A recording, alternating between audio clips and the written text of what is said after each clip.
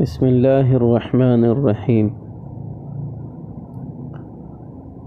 اضحیہ یعنی قربانی کسے کہا جاتا ہے؟ تو علامہ ذیلعی رحمہ اللہ فرماتے ہیں کہ یہ اسم لحیوان مخصوص بسن محسوس یذبح بنیت القربۃ فی یوم مخصوص عند وجود شرائطها و سببها، یعنی اضحیہ اور قربانی خاص عمر کے مخصوص جانور کو تقرب الی اللہ کی نیت سے مخصوص وقت میں مخصوص شرائط اور سبب کے ساتھ ذبح کرنے کا نام ہے۔ اور قربانی کی مشروعیت اور اس کا حکم شرعی ہونا یہ قرآن اور حدیث دونوں سے ثابت ہے۔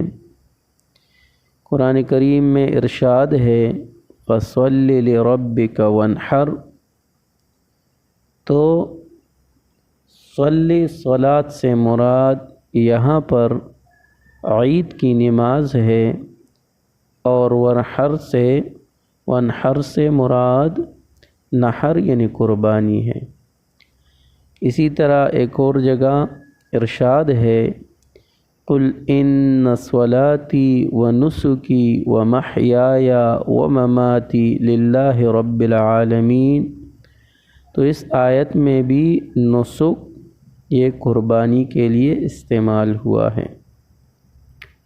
اور رسول اللہ صلی اللہ علیہ وآلہ وسلم نے اپنے مبارک ہاتھوں سے قربانی فرمائی ہے، اور یہ بھی فرمایا من کان لہ سعہ ولم یضحی فلا یقربن مصلانا، یعنی جو شخص قدرت اور وسعت رکھتے ہوئے بھی قربانی نہ کرے وہ ہمارے مصلی یعنی عیدگاہ کے قریب بھی نہ آئے۔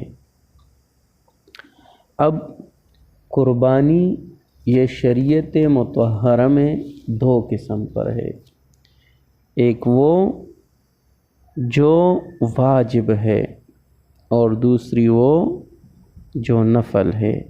یعنی قربانی حکم کے اعتبار سے عند الاحناف شریعت مطہرہ میں اس کی دو قسمیں ہیں، واجب اور نفل۔